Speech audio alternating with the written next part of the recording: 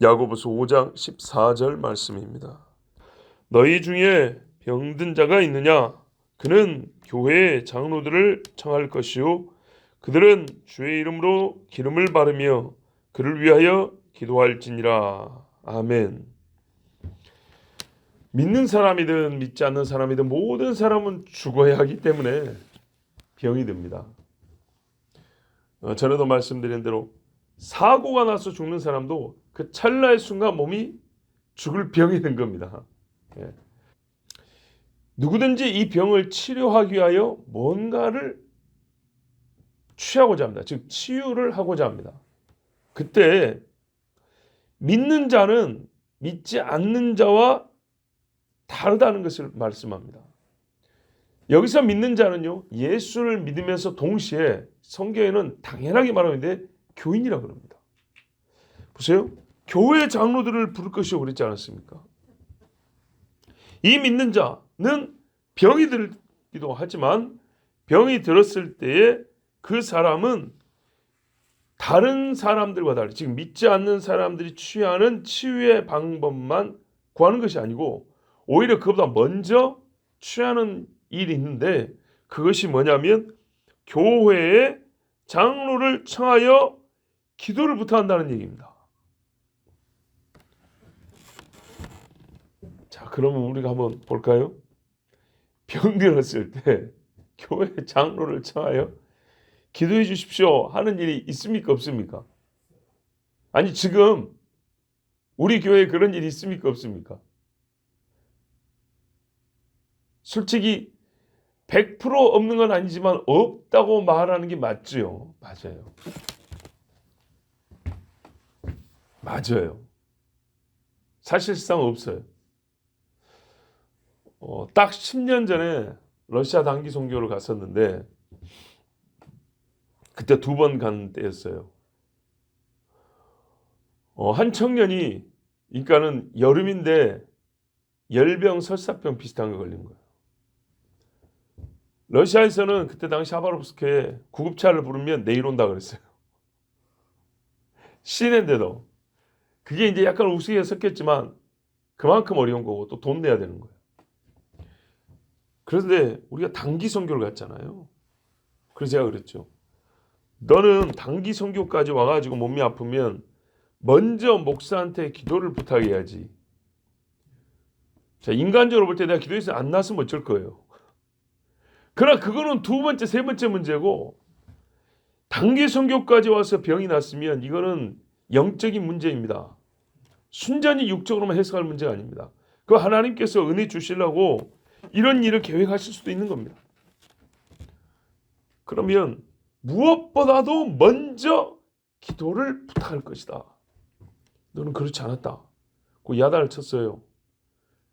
그래가지고 그 하루 동안 그 친구와 관계된 모든 사역은 사실 할 수가 없게 됐어요. 안타깝죠. 자, 믿는 자든 믿지 않는 자든 병은 듭니다. 다 죽기 때문에 죽기 전에는 짧으나 기나 병들어 죽는 겁니다. 그때 믿는 자는 믿지 않는 자와 다른 해결 방식, 즉 치유를 위하여 취하는 방식이 있는데 그거는 뭐냐면 교회 장로를 불러다가 기도 부탁을 하라는 겁니다. 그래서 여기서 우리가 자연스럽게 알 수 있는 바 믿는 자는 교회를 다녀야 한다는 얘기입니다. 단순하게 교회 출석이 아니라 교인, 교회의 사람, 즉 교회 공동체로서 신앙생활을 해야 된다는 것이 자연스럽게 전제되어 있습니다. 자, 그러면 이렇게 요청하면 교회 장로님들은 어떻게 해야 돼요? 여기서 장로는 요즘 말로 하면 우리 목사와 장로님들을 포함한 이야기입니다. 어떻게 해야 되죠? 가야죠. 가서 뭐 하랍니까? 기름을 바르며 기도를 하라고 했습니다. 하나님이 병든 자에게 이렇게 청하라 했으면은 반대편에 있는 장로는 뭐 해야 된다는 얘기죠? 가야 된다는 얘기입니다. 저희 목사나 교회 우리 대한민국 교회 장로, 서양 교회든 간에 장로라 부르는 교회 책임자들은 가야 된다는 얘기입니다. 자, 그러면 어떻게 한다고요? 이렇게 하면 효과를 주시겠다는 약속입니다. 서로 인사하는 얘기가 아니고 이 방법이 치유의 방법으로 하나님이 허락하시고 명하신 방법입니다. 근데 이거를 하지 아니하고 다른 방법만 취하고 그것을 공유하고 자랑이 바쁩니다. 어느 병원 갔더니 용하더라. 다른 병원 갔더니 나 쓸데없는데 이 병원은 잘하더라. 이런 소리는 너무 잘해요. 근데 나는 누구에게 기도 부탁했다. 이런 얘기를 안 해요. 그렇죠? 자, 우리에게 간증거리가 있으니까 한번 우리 다 아는 얘기니까 한번 다시 한번 나눠봅시다. 여기 기도 제목이 많이 올라오는데 자, 작년에도 그런 소리를 했죠. 그 이전에 재작년이죠. 그러니까 1년 동안 받은 은혜가 얼마나 많은가. 또 기도 응답 받은 것도 기도를 하다 보니까 보이는 거죠. 그런데 기도 응답을 받은 것은 같이 기도하는 경우들이에요. 그냥 던져놓고 뭘 기도했는지 뭘 내놨는지 알지도 못하고 지나버리면 그 무성의하며 하나님이 성의껏 대접해 줘야 될 책임이 어디 있습니까? 그런데요. 같이 기도하는 일 중에 하나가 뭐냐면 임신과 출산이죠. 저는 어릴 때부터도 이것이 중요하다고 생각했지만 나이가 들수록 목회를 하면서 더욱 중요하다고 생각합니다. 항상 창세기로부터 시작합니다. 태초에 창조하신 이를 믿어야 구원하실 이와 심판하실 이를 믿는다는 말이 성립이 됩니다. 창세기 1장에 생육하고 번성을 합니다. 1장의 명령은 복종할 생각이 없으면서 마지막 심판 때 복음 받겠다. 중간에 기록된 많은 복은 다 내 것이다. 이거는 어린 반푼어치도 없는 소리입니다. 하나님이 인간이 주신 가장 기본적이고 기초적인 명령과 복을 수용하고 순종하지 않는데 어떻게 그 위의 것들을 받을 수 있겠습니까? 성경에도 은혜 위에 은혜가 더한다 그랬는데 가장 기본적인 것을 거부하는 사람이 무슨 은혜가 더 있습니까? 예수를 믿지 않는데 무슨 성령의 충만함이 있겠어요? 그런 것처럼요. 그래서 모든 믿는 자에게 임신과 출산에 대해서는 저는 강력하게 축복하고 또한 하나님을 대신해서 명령합니다. 아이를 낳으라. 빨리 결혼하고 아이를 낳으라. 자, 지금까지 아이의 출산에 관해서는 임신과 출산에서 하나님이 100% 들어주시고 정말 다른 기도도 우리가 믿음을 가져야 되지만 이 기도는 제가 개인적으로 더욱 믿음이 큽니다. 반드시 된다입니다. 반드시. 좀 과장해서 표현하면 믿는 자 앞에 과장이 아니죠. 성경으로는 믿는 자 앞에 불임은 없다입니다. 저희 집안에서도 맞기 때문에 정말 우리 집에도 아이 못 낳는다 하던 자가 아이를 낳았기 때문에 나는 믿습니다. 확실히. 그런데요. 이번에 우리 이제 한 가정이 성지순례 가서 임신 사실을 밝혔잖아요. 몸에 증상이 나타났잖아요. 근데 여러분 그 타이밍이 언제라고 생각하세요? 그 아이가 들어선 타이밍이 한마디로 연말입니다. 연말. 그렇죠? 하나님 어느 날 늘 우리가 기도해 왔지만 작년 연중에요. 감동이 왔어요. 상반기쯤에. 그래서 부부를 불렀어요. 그래서 안수 기도해 줬어요. 올해 안에 아이가 생길 거다. 하나님이 감동을 주고 오늘 기도한다 그랬어요. 인간적으로 이거 얼마 부담됩니까? 아이 없는 집에 아이를 이거 지금 결혼한 지 지금 2년이 넘었는데. 자, 그런데요. 연말까지 소식이 없었어요. 뭐 본인들이 기도 안 했어요. 어쩔 수 없이. 이렇게 핑거대고 갈 수도 있죠. 그런데 하나님 나한테 감동을 주셨는데. 그래서요. 한 이틀인가 남겨놓고 그때 우리가 이제 연말에 막 교회에서 많이 모였잖아요. 또 예배하고 새벽기도 막 하는데 그랬어요. 갑자기 저기서 나오는 기도가 하나님 아직 이틀 남았습니다. 정말로 하나님 이틀 남았습니다. 그런 기도가 나왔어요. 그런데 이틀인가 하루 남았을 때 그 모친 되는 분이 그 부부의 모친 되는 분이 정말로요. 생각지도 못했는데 안수기도 해주려고 나왔어요. 그래서 제가 이제 할머니가 될 뿐이죠. 아우 참 하나님 주신 감동이 컸어요. 그날 막 기도를 했어요. 그리고 이 할머니 될 분도 믿음으로 갔어요. 그래서 무슨 생각까지 했냐. 하나님 기도를 들어주시면 분명히 우리 성지순례 갈 때쯤에 증상이 나타날 것이고 병원에 가면 안정을 취해야 되니 어쩌냐고 이런 소리 할 겁니다. 그러면은 불안해서 성지순례 또 못 간다 할 수도 있습니다. 그럴 수 있잖아요. 초기니까. 그러나 주님 믿음을 주셔서 하나님 이거 성지순례 가게 한 것도 얼마나 정말 어렵게 된 겁니까? 하나님 섭리가 있습니다. 그래서 안심하고 성지순례 잘 갔다 올 수 있도록 그들의 믿음 주시고 평안도 주세요. 이렇게까지 기도를 했어요. 근데 이렇게 잘 맞는 거 보세요. 딱딱딱. 기가 막히죠. 성지순례 이틀 전에 병원 갔다는 거예요. 그 성지순례 와서 초반에 몸에 이제 이게 증상이 나타나면 초기에 여성분들이 좀 이게 힘들거든요. 그게 보이지 않습니까? 그래서 제가 그랬죠. 이거 숨길 일이 아니고 조금 제가 나무랐어요.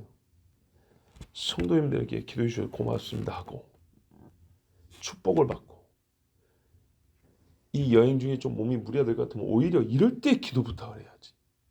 세상 말로 말이지. 임신 초기에는 어쩔 줄 모르니까 어떻게 될지 모르니까. 지금 말이 무슨 말이에요? 애가 떨어질지 모르니까 말 안 하고 있다가 안정되면 그때 가서 말한다. 아니에요. 우리 교회 다른 분들한테도 제가 예전에 그랬어요. 똑같이.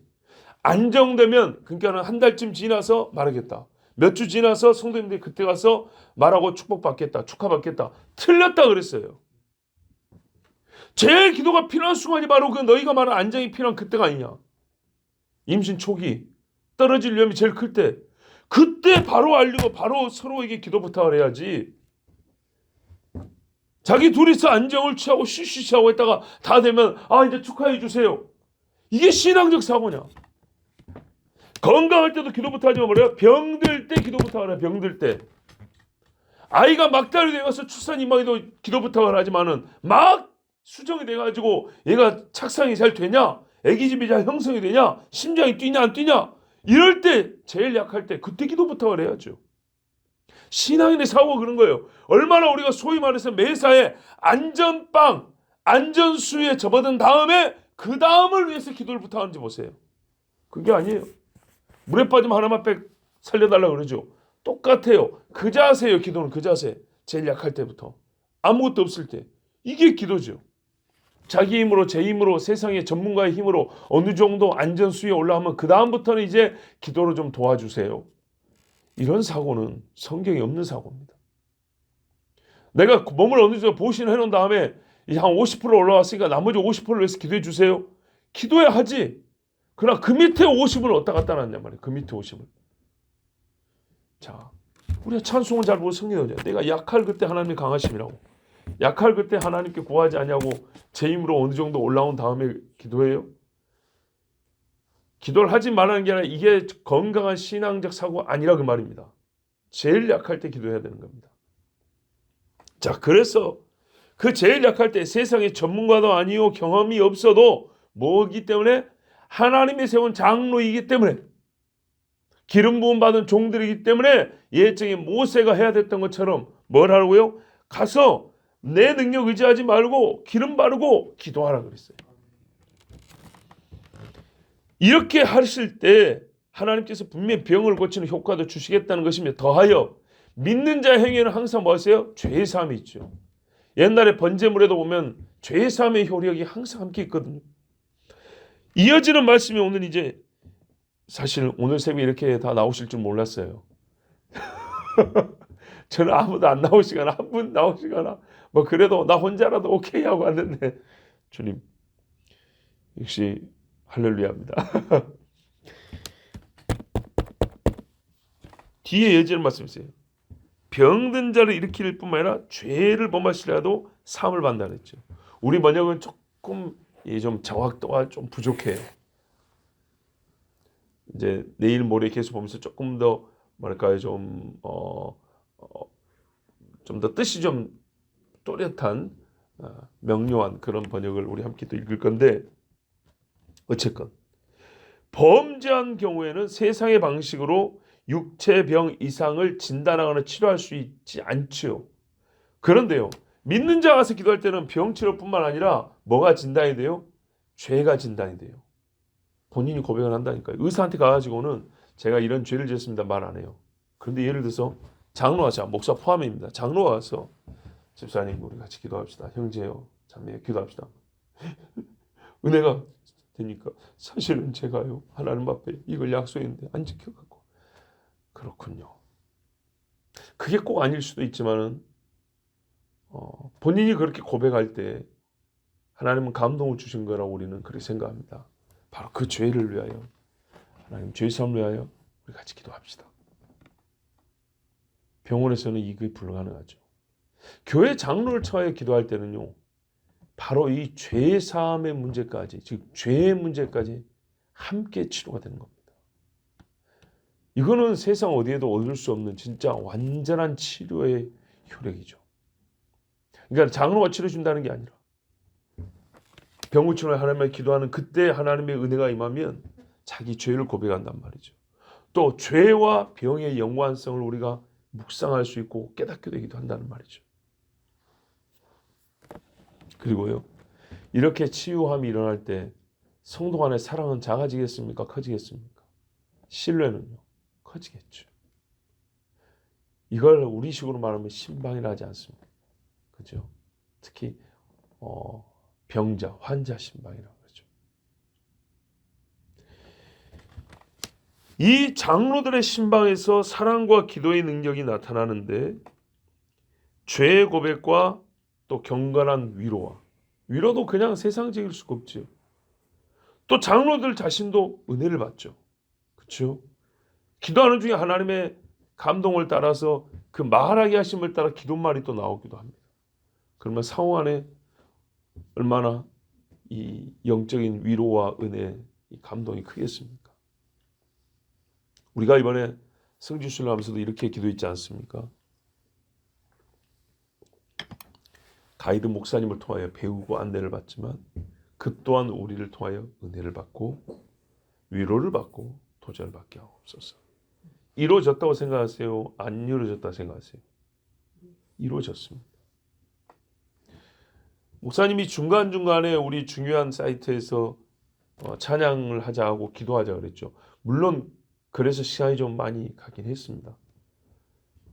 그러나 종합적으로 볼 때 그 시간을 좀 아꼈으면 조금 더 효율적으로 시간 운영이 되지 않았을까도 말할 수 있지만 그 조금 시간 지체의 아쉬움에 비하여 우리가 거기서 하나님 앞에 한 곡의 찬양을 더하고 한 말씀에 하나님 말씀을 더 들었다는 것, 이거를 비교를 하자면, 즉 우리가 성지순례를 10번, 20번 갈 것이 아니라 평생에 한두 번 간다고 생각했을 때 둘 중 하나를 선택하자면 우리가 경험한 게 훨씬 더 크지 않습니까?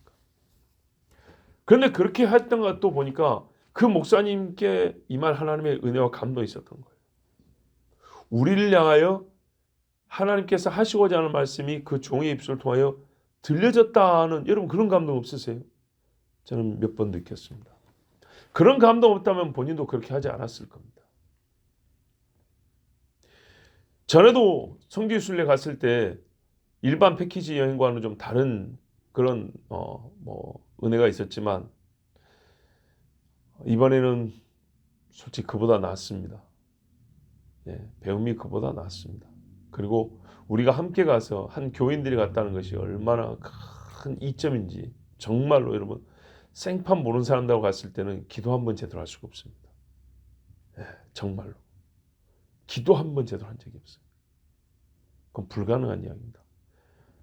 신앙 이야기도 쉽게 못합니다. 왜냐하면 처음 보는 사람한테 괜히 신학적 논쟁을 하게 되고 서로 견해처럼 말다툼이 일어나고 이럴까 봐 어지간해서는 그런 말도 잘 못합니다.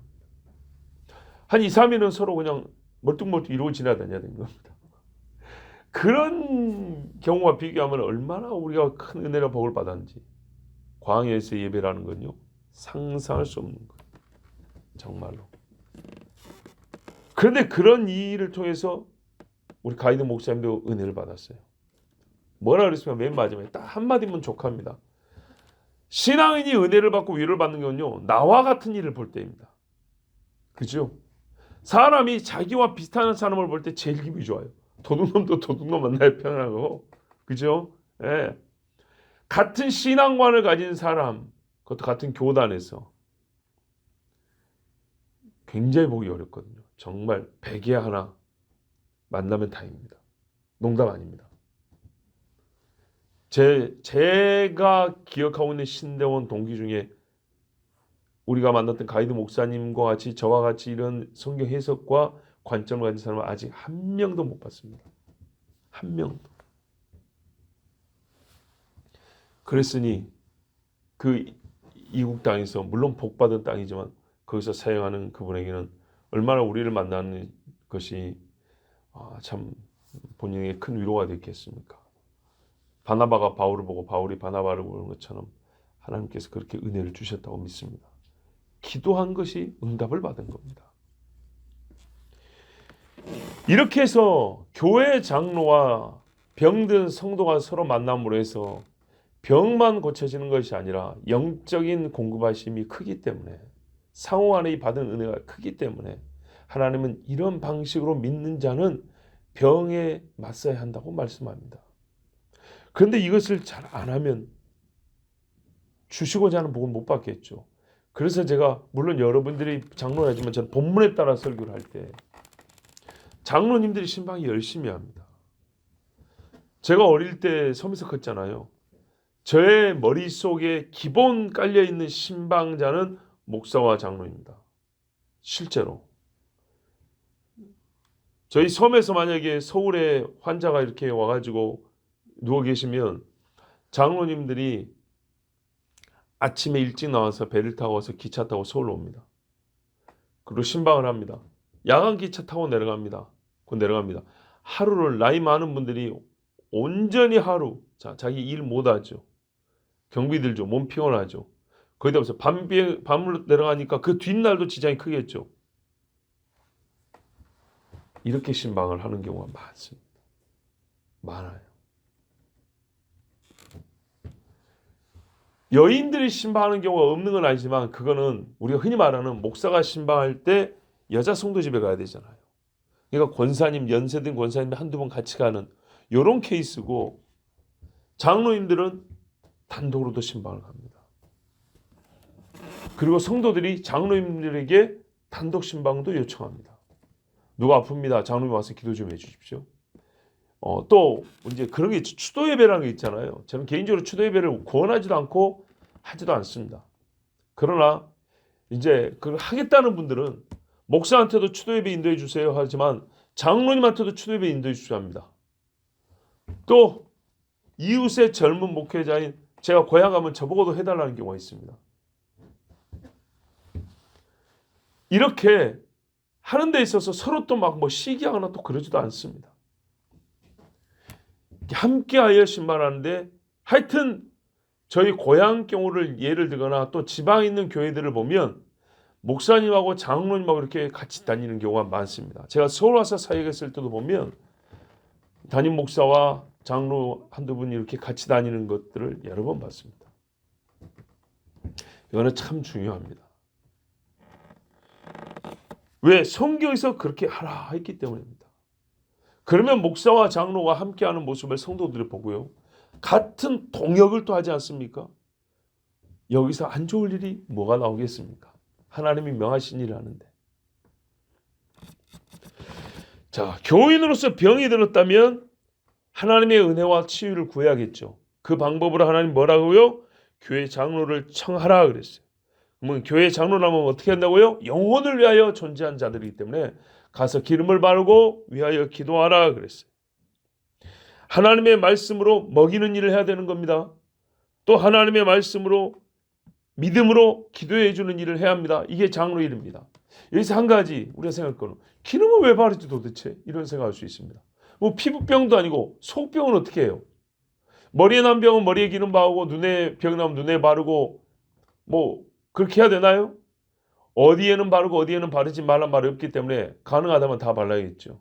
우리에게는 근데 이제 성경에서 말하는 그런 유의 기름이 우리는 보통 뭐 콩기름이나 포도씨유 이런 거 있기 때문에 그게 좀 문제지만 하여튼 감람유를 구할 수 있다면 더 좋고요. 성경에서 말한 기름이 우리에게 주어진다면 또는 구할 수 있다면 해가지고 하면 좋겠죠. 자, 기름을 바르라는 이유 그거 한번 생각해 볼게요. 하나님과 기름이 반반의 효력을 발휘한다는 얘기냐? 그게 아니죠. 이렇게 생각하면 오히려 더 맞습니다. 기도로 병이 낫습니다. 기름 발랐다 나는 게 아니고. 그런데요. 기도로 병이 나았다는 증표로 기름 바르는 행위가 세질 수 있습니다. 이 예를 돕기 위해서 예를 들어볼게요. 여러분 성물이라고 여겨지는 것들 있죠. 성물. 그래서 막 훔치기도 하고 막 기념하기도 하고 박물관에 넣어놓기도 하고 막 그러죠. 그걸 뭐 숭배하는 지경까지 와서 문제긴 한데요. 성물이라고 말하는 것들이 대개 왜 성물이 됐죠? 어떤 의미가 있습니까? 왜 거룩한 물건이라고 그러죠? 그게 대개 그리 쓰여지고 기념되는 이유는 하나님께서 어떤 능력을 행하실 때 도구로 썼던 것들이기 때문입니다. 맞죠? 예. 하나님께서 하신 일의 증거로 쓰여졌던 물건들이라서 성물로 취급을 받습니다. 그래서 그 성물로 인하여 우리가 하나님도 힘이 없어서 이거 썼대 그렇게 말합니까? 아니죠. 하나님의 하신 일의 증거가 우리 눈에 보인다 이렇게 말을 하지. 오히려 그 물건을 보고 와 하나님 이렇게 찬양을 하지. 이게 하나님도 연장 쓰셨네 이렇게 말 안 한다고요. 이해가 되시죠? 그래요. 예수님이 왜 침을 발랐냐고요. 침 안 바르면 못 고칩니까? 그건 뭐 실로암 못에 가서 꼭 세수해야 됩니까? 꼭 그런 거 아니죠. 그러니까 모두에게 그렇게 하라는 건 아니었어요. 그러나 그에게는요. 그 행위가 우리가 흔히 말하는 이제 의식이라고 말할까요? 의식이라는 것들이요. 몸에 새겨지는 표들이에요. 표. 우리의 마음에 지워지지 않는 기억으로서 하나님 하신 일을 잊지 못하게 하는 하나님의 어떤 수단이 방편이 그렇게 기름 바르는 행위가 쓰여진단 말입니다. 실제로 누가 와서 내 아픈 데다 기름을 발랐다. 잊을 수 있습니까? 장로님들이 와가지고 내가 끙끙거리고 있는데 기름을 머리에 바르고 손을 짚고 안수해 갔다. 이거 잊을 수가 없습니다. 병원 가서 비싼 주사 한 대 맞았더니 나았다. 낫긴 낫지만 이거는 정말 인생에서 의미로 볼 때는 큰 의미가 아닙니다. 그러나 우리 교회 목사가 와서 혹은 장로님이 와가지고 머리에 기름까지 바르면서 정말 간절하게 입김 그 손의 온기까지 여러분 그거 잊을 수가 없죠. 한 가지 이해를 우리 비행기 타고 오르락내리락 할 때 스튜어디스나 공항 직원들 얼굴 기억지 않았나지만 조금이라도 인사를 상냥했던 사람 세관 직원이라도 조금 퉁명스럽게 했던 사람 찰나지만 얼굴은 기억 안 나지만 그 인상과 이미지는 남지요. 한동안 남습니다. 또 자기도 모르게 이렇게 떠오르기도 합니다. 그런데 가장 몸이 힘들고 아플 때 심령이 괴로울 때 와서 나의 죄에 대하여 육체의 병에 대하여 지적하면서 고침을 위하여 용서받기 위해서 함께 기도하고 기름을 발라줬더니 잊을 수가 있나요? 하나님의 은혜의 표로 남는 겁니다. 절대로 이 표들은 믿음을 떠나는 것이 아니라 하나님의 능력을 기억하게 하는 힘이 있습니다. 사람은요 몸을 가지고 있기 때문에 이런 것들을 잊을 수가 없어요. 즉 하나님은 그런 것이 중요해서가 아니라 우리로 하여금 하나님의 역사를 간직하게 하시려고 이런 방법을 씁니다. 자, 이게 바로요 병든 성도가 해야 할 일이고 병든 성도를 본 교회 장로가 해야 할 일입니다. 그래서 이렇게 하면 상호간에 건강한 자는 더 영적 건강을 얻고 병든 자는 육의 건강을 얻으면서 영의 온전함까지 취할 수 있습니다. 하나님의 치유 방식입니다. 하나님께서 세상에서 사는 중에 병든 자기 백성을 치유하시는 방법으로 정하신 일이니 교회 장로는 절대로 병든 자가 청할 때 거절하지 말 것이고 병든 자는 의술이 무용한 건 아니지만 참 유용하지만 장로에게 기도를 청하고 기름 발라주기를 구하는 것 이건 역시 우리가 꼭 잊지 말고 해야 할 일입니다. 이리하면 어떻게 해요? 다 교회 지체들 그리스도의 지체들 아닙니까? 지체가 강해집니다. 정말 올 한 해 이런 일이 많다고 생각했어요. 작년에 없었다면 올 한 해 이런 일이 한 50번 100번만 된다고 생각해 보면 생각만 해도 아름답지요. 예, 예수께서 강한 지체를 가진 그리스도로 더욱 높여주실 겁니다. 기도하겠습니다. 아버지 하나님 감사합니다. 성지순례의 여독이 아직 덜 풀렸지만 주께서 주신 은혜도 아직 많이 남아 있습니다. 피곤은 속히 풀리게 하시고 주신 은혜는 오래가게 하시고 또한 오늘 더하여 주신 아버지의 말씀으로 말미암아 이 한 해 서로 병 낫기를 위하여 기도하고 특별히 장로는 본인이 기름 부음을 받았으므로 병든 자에게 기름을 바르며 예수 이름으로 축복하며 기도하여 병을 나는 은혜와 또한 하나님의 사람으로 온전해지는 은혜를 우리 모두 체험할 수 있도록 주님 인도하여 주시옵소서. 어려운 명령을만 들을 것이 아니라 은혜로운 하나님의 규례로 받아서 교회가 세상의 다름 하나님의 역사가 교회 안에서도 풍성히 일어나 우리를 사랑하시는 하나님의 치유 역사를 다 경험케 하여 주시고 그리하여 온 지체가 강건해지게 하옵소서. 그리스도는 강한 지체를 가진 머리가 되시옵소서. 우리를 사랑하시는 예수 그리스도 이름으로 기도하옵나이다. 아멘.